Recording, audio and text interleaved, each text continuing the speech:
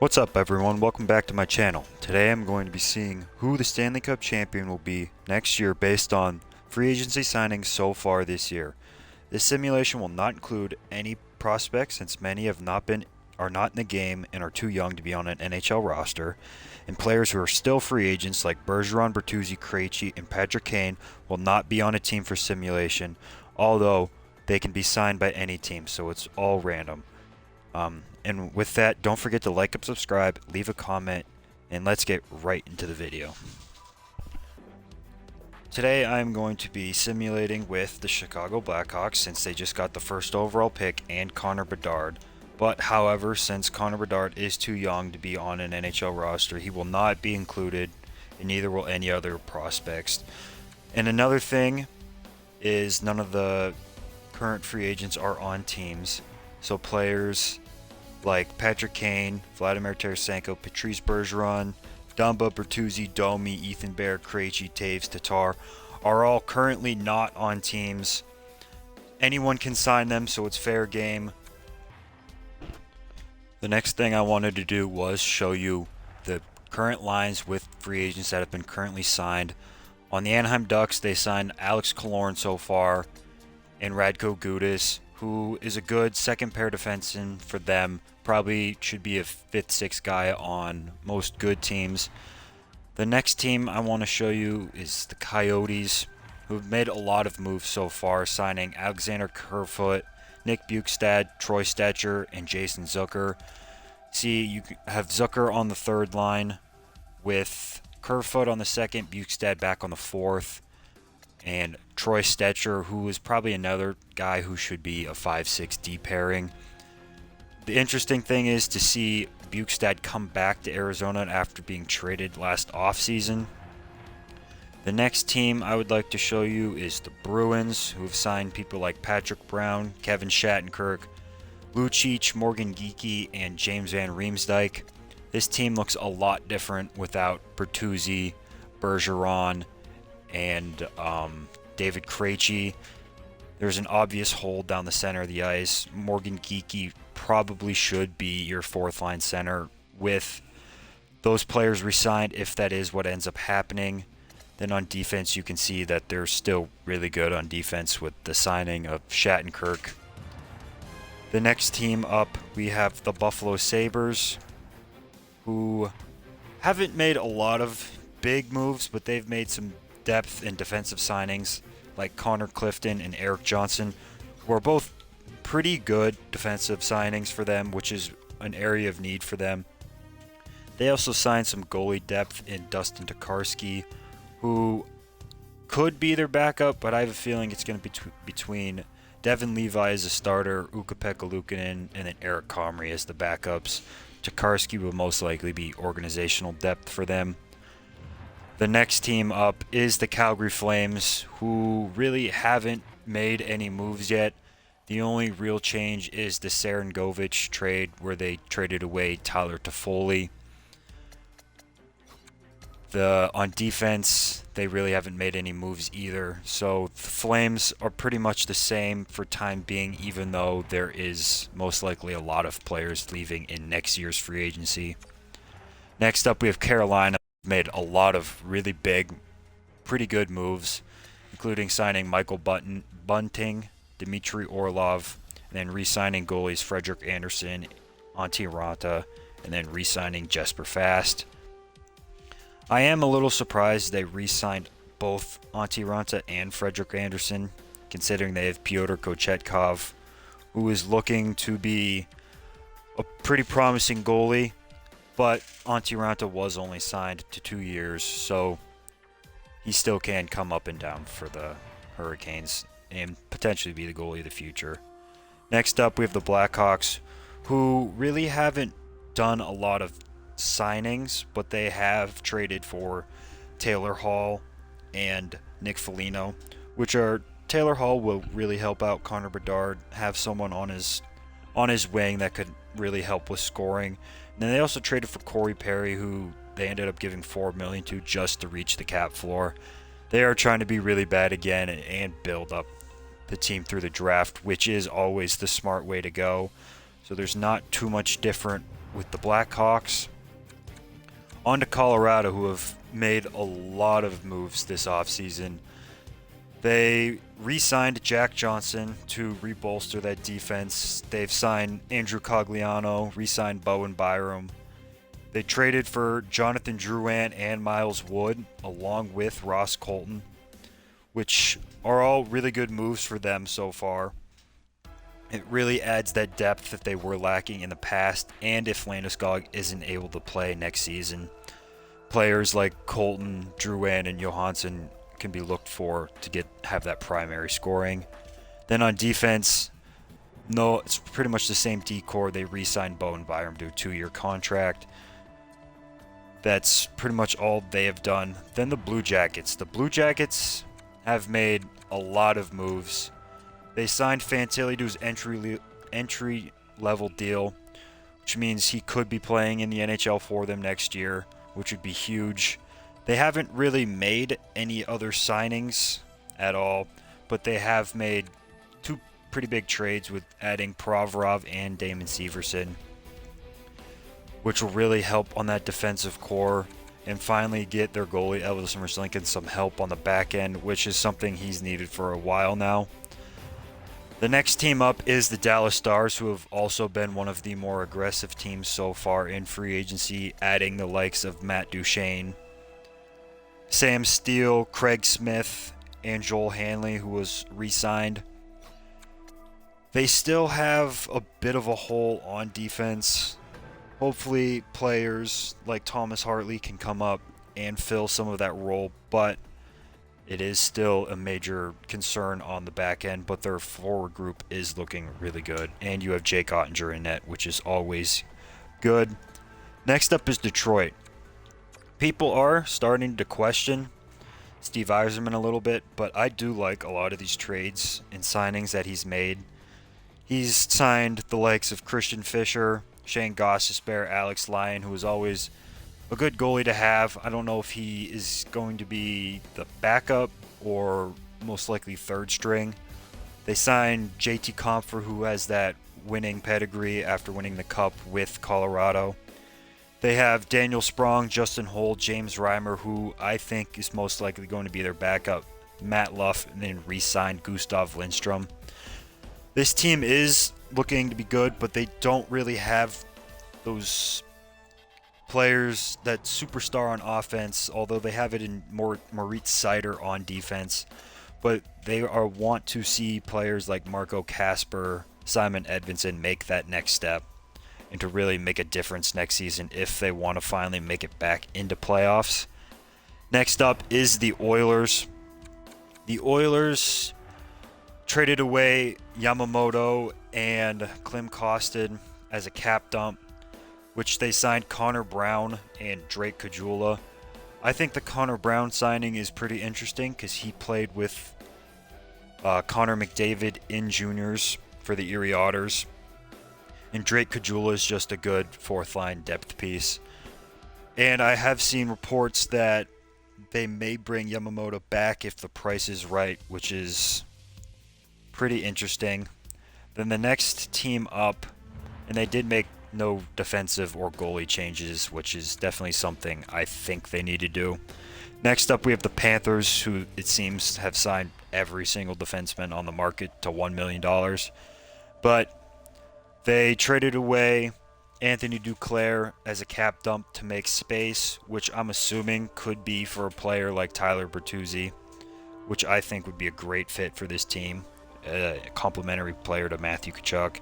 They've signed Evan Rodriguez, who is also a pretty good player, Nico Mikkola, Kevin Stenlund, Dmitry Kulikov. They re-signed Dennis Sanko, and they signed Oliver Ekman-Larsson to $2.25 million a year, which I think is a really good deal.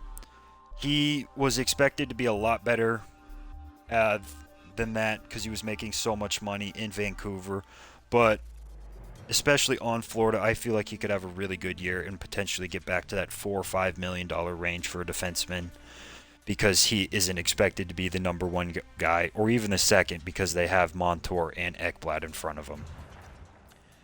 Next up, we have LA, who has arguably made the most moves this offseason with trading Pierre-Luc Dubois, or trading for Pierre-Luc Dubois, trading away Alex Iafallo, Gabe Vilardi, and Rasmus Kupari, which I still am not sure about. Vilardi and Iafallo were good players, but Dubois does seem to have issues with staying in the same place. He's already on his third team, and he's only 25 years old now. But they brought back Trevor Lewis, who won cups with them when they had their dynasty, re-signed Jarrett Anderson-Dolan, and signed Cam Talbot, which I am concerned if that is their goalie that they're planning on going into next season with. I feel like Korpisalo was a better goalie than Talbot, and Talbot is much older. But time will tell. Phoenix Copley will most likely be their backup. Future's looking bright for Los Angeles if they can have a goalie that will step in for them. The next team up is the Minnesota Wild, who have not signed a player yet in free agency. However, they have lost a few players. Most likely you lose Matthew Dumba, who is a current free agent, but hopefully Brock Faber can make that next step and build upon how he played at the end of last year, which was a good sign for the Minnesota Wild. And hopefully at some point Wallstead can come up and be their goalie of the future. Next up, we have the Montreal Canadiens, who once again have lost more players than gained for free agency, but they are trying to be bad once again. Hopefully Slafkovsky can make that next step next season. They did acquire Alex Newhook from Colorado, which is a good young player to add to their core of young players that they have already. And they signed Philip Mallet out of the KHL, who is most likely just organizational depth, and the same with Brady Keeper. Those are the only real moves they have made so far. Next is Nashville, who I'm not really sure what Nashville is doing or trying to do, considering they traded off all of their big pieces. They got a haul for Tanner Jeannot.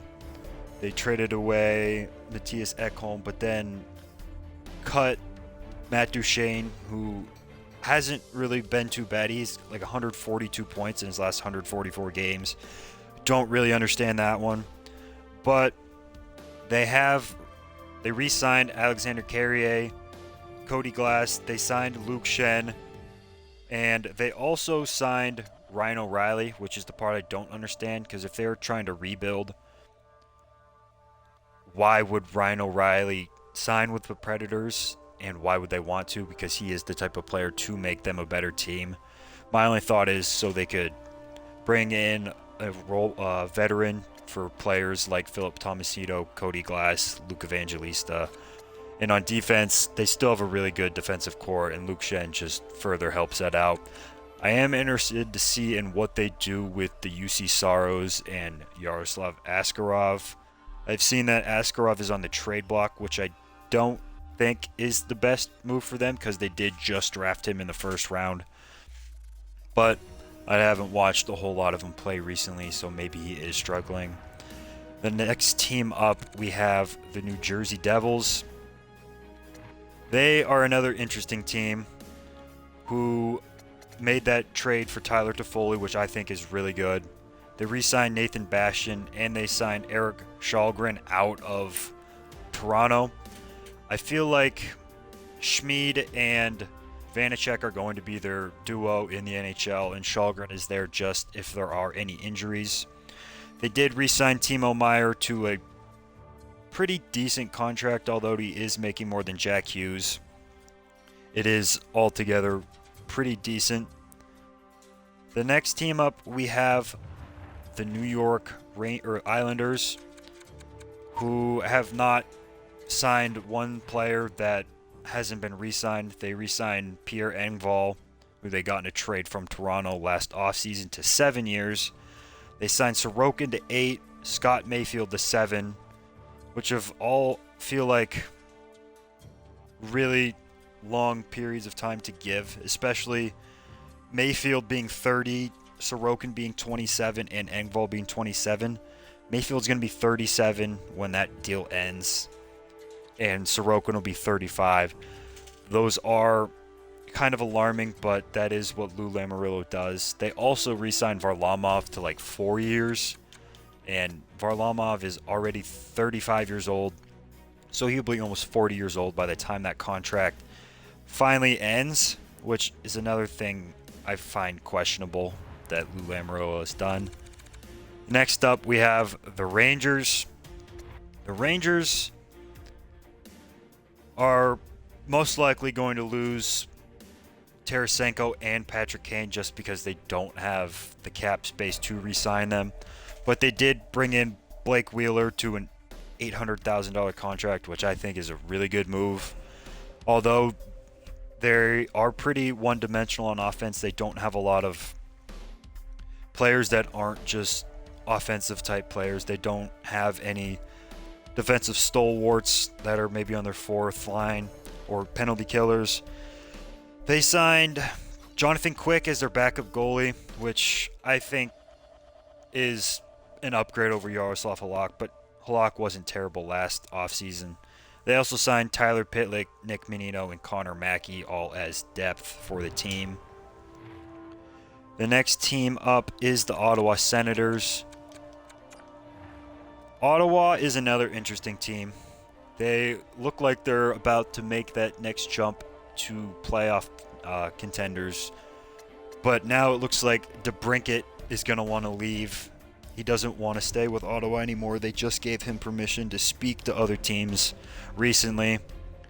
They re-signed Jacob Bernard-Docker and Eric Brandstrom. Both pretty good signings, or re-signings. And then they signed Korpisalo, which is, I think, a really good move. Because when Korpisalo is on, he is a very good goalie. But when he is off, he is really bad.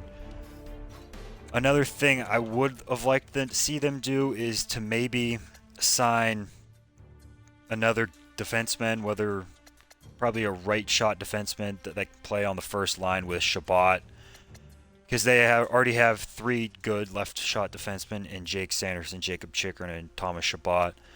Artem Zub is not bad, but you want him more to be your fifth, sixth defenseman.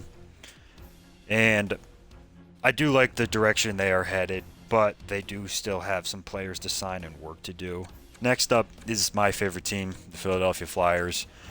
I am really happy about how the draft went, getting Michkov 7th overall. I think Danny Briere is doing a really good job of getting rid of how bad Chuck Fletcher was and some of the contracts and moves that he made. But I do think we are going to be really bad next year, which is expected because we do need to rebuild. I do like the Ryan Poehling signing. He does have some pretty good upside, and he is young. Hopefully getting some more ice time on the Flyers will be good for his development. And Garnett Hathaway, that is the perfect type of player to play under Torts. Torts is going to love him the way he plays. And I think Philadelphia Flyers fans as in whole are going to really like him as well. Another thing I am interested about is in their draft is drafting two goalies in the second and third round. I know we don't have much organizational depth for goaltending, so I do think that is something we need to look at in the future, because currently we are running Cal Peterson and Carter Hart. I will be interested to see if Danny Briere does end up trading Carter Hart, because there are talks of that happening. And the next team up is the Pittsburgh Penguins. Being a Flyers fan, I do not like the Penguins very much, but I do really like what they've done so far this offseason, signing players like Lars Eller, Ryan Graves, re-signing Jari. I think that is kind of questionable because of the injuries that he always has, but when he is not hurt, he is one of the better goalies in the NHL. And signing Alex Nedeljkovic to only 1.5. He does have some upside. He has struggled in Detroit, but he is a good player that does need a change of scenery to get back on track to where he was in Carolina. And they also signed Noel Acciari. I do think they've done good. They've gained some depth that they've needed for a while, and hopefully that gives them a little bit bigger of a window to get potentially make the playoffs and be a Stanley Cup contender once again. Next up, we have the Sharks. The Sharks are another one of those teams that are really bad and trying to be bad, but they did add Anthony Duclair.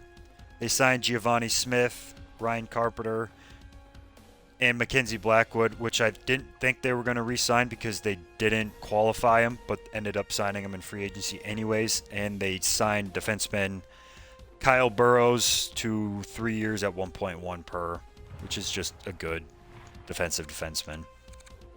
The next team up, we have Seattle Kraken, who surprised everyone last season and knocked off Colorado in the first round.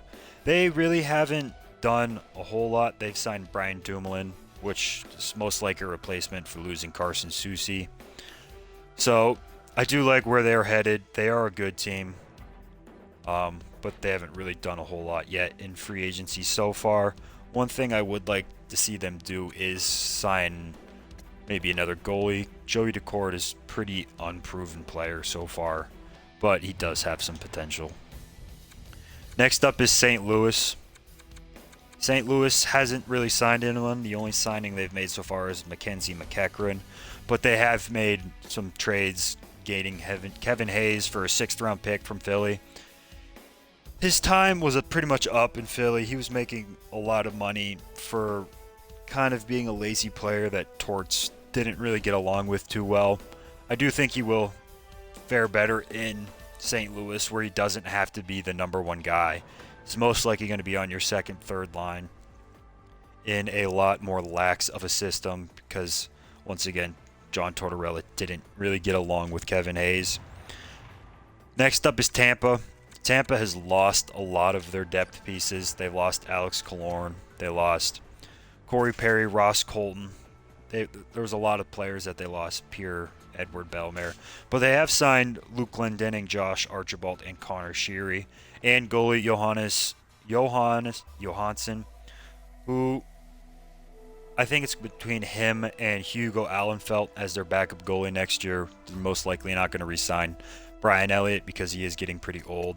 I do like the Glendening signing. He is a really good face-off man, and probably need to sign 2 or 3 more depth guys for them to be right back where they were in contention next year. Next up, we have the Leafs. Leafs also have lost quite a bit so far and will most likely lose more because of their cap situation. The only signings they have made so far are John Klingberg and Ryan Reeves. Both kind of questionable. They gave a lot of money to Reeves, who is a pretty one-dimensional player at this point. He's kind of that tough guy who doesn't score too much. And then John Klingberg is that offensive defenseman, but I don't really think Toronto needs that player. They also re-signed David Kampf, which is a really good 4th liner, but once again, that feels like a lot of money and a lot of term for a 4th line player that you can get every year around free agency for a lot less money. The next team up is the Vancouver Canucks. The Canucks have made a lot of moves so far. They lost Colin Delia. They traded him to Winnipeg. Or no, he signed in Winnipeg. But so far they signed goalie Zach Swachenko. So most likely will play for Abbotsford. I feel like Spencer Martin will be back up for them as their backup next season. They signed Matt Irwin, Tristan Nielsen, Carson Soucy, Teddy Bluger, Ian Cole. All pretty decent signings, but I do think they need to blow it up and rebuild at some point. They do have a lot of good players like Hughes, Hronik, Thatcher Demko, Andrei Kuzmenko, Elias Pettersson, Brock Besser, JT Miller. I do think they probably should have got rid of someone other than Bo Horvat. I do think it is kind of a poorly managed franchise that does need to have a rebuild. Vegas is the next team up. They have not signed anyone yet in free agency, but they've traded Laurent Brossoit. They re-signed Barbashev and Hill. Hill seems like a lot of money that they gave him for recency bias, but it is only 2 years. They did lose Jonathan Quick as well, who didn't really play much for them down the stretch. They lost Riley Smith. as a cap dump who they signed Barbashev with for that money. So I do think that's a good move for them and a great move for Pittsburgh picking up Riley Smythe. Overall, not many changes for the reigning Stanley Cup champions. Next up, we have Washington. Washington has signed Max Pacioretty, who, if he can be healthy, will be a great player for them. They also signed Matthew Phillips, who is most likely going to be organizational depth for them. Like Pittsburgh, their window is closing. I do like their defense, especially with trading for Joel Edmondson. He's a good shutdown defenseman for them. I do think they will be back in playoff contention for next year. And next up, we have Winnipeg. Winnipeg is another one of those teams who struggle to attract free agents, but they did. They did just sign Colin Delia, like I mentioned before, and David Rittich. Or they got Laurent Brossoit, not David Rittich. David Rittich left, and they have Brossoit, Hellebuck, and Delia. Hellebuck most likely will be traded, because he won't be resigning next offseason. That is not something you want to lose for completely free without gaining anything in return. They did trade Pierre-Luc Dubois, but they got back Ix Alafalo, Gabe Verardi, and Rasmus Kupari, who are all pretty decent players. And with that, we'll start simulating to the halfway point of the season to see not only how the Blackhawks are doing, but any other team. We're going to simulate right to the trade deadline to see how the Blackhawks and other teams are doing in this video. And the Blackhawks are surprisingly a 600 team or a 500 team, despite having easily the worst roster in the NHL. And now they're even the best team in the Central Division, which is definitely not going to happen next year. They'll be better than they were this year, especially with Connor Bedard, but this team currently does not have Connor Bedard on it. So let's see if they can make the playoffs and even go on a Cinderella run in the Stanley Cup playoffs if they make it. And it looks like they are finally starting to fall back down to earth a little bit. And then at the trade deadline, the Blackhawks' leading scorer is Taylor Hall, which is no surprise, followed by Taylor Radish and Tyler Johnson, all players on their first line currently, and Ryan Donato, who is a player that Chicago signed in free agency this year. Those are the only moves Chicago made, but we can check who is leading the league in points. Braden Point is leading the entire league in points, no surprise, followed behind Kucherov and Pasternak. It's the normal players that are at the top, but it is odd to see McDavid only having 71 points in 63 games. Now to look at the standings. The top of the Central is Dallas, Colorado, and Winnipeg. Dallas has signed a lot of good free agents so far this season with Matt Duchene. Colorado has made a lot of good moves with Ryan Johansson, Ross Colton, players like that. And it's surprising to see Winnipeg, considering they traded away cut Blake Wheeler and traded away Pierre-Luc Dubois. Now to go to the entire league, where we have Tampa Bay leading, which is surprising considering all of the players they've lost so far in free agency, and the Calgary Flames, which might be even more surprising based off of all of the players that they lost and are most likely going to lose next offseason. And then we have the Stars and Avalanche, and the Red Wings, who are an up-and-coming team who have made a lot of interesting moves this offseason. The Devils, who have made a lot of trades, and the Bruins. The Bruins don't have Krejci, Bergeron, or Bertuzzi because they're not signed currently, so they're still free agents. And it looks like the Sabres and the Rangers are at the final. Canucks are right on the cusp in Vegas, but it looks like the Kings, who just traded for Pierre-Luc Dubois and made one of the biggest trades I've seen in a very long time, are currently in last place. along with the St. Louis Blues and Columbus Blue Jackets, who have all been aggressive teams making pretty big trades this offseason, are some of the worst teams in the NHL. Let's go look at the rosters of those players, or those teams, to see why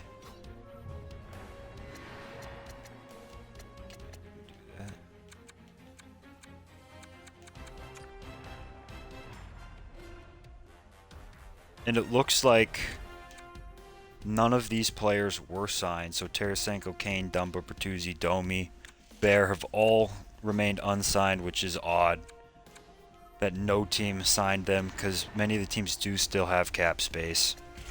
But after that, we're going to simulate to the end of the season to see what team makes playoffs and who will be the Stanley Cup champion for 2024 based on this year's free agency. And it does look like the Blackhawks are going to fall out of playoff contention. The Blackhawks do not make playoffs. And with that, we are going to simulate a little bit forward here to see who we have as our Stanley Cup champion. And it looks like Vegas swept Calgary. Edmonton is on the verge of beating Winnipeg. Conference finals are Vegas, Edmonton, and Tampa, Pittsburgh. And the finals are Edmonton Oilers and the Tampa Bay Lightning. And it looks like the Edmonton Oilers, who have not really made too many moves this offseason, just other than dumping the cap of Klim Kostin and Kyler Yamamoto and signing Connor Brown, are the Stanley Cup champions, knocking off the Tampa Bay Lightning. And with that, that completes our video. Make sure to like and subscribe, and thank you for watching.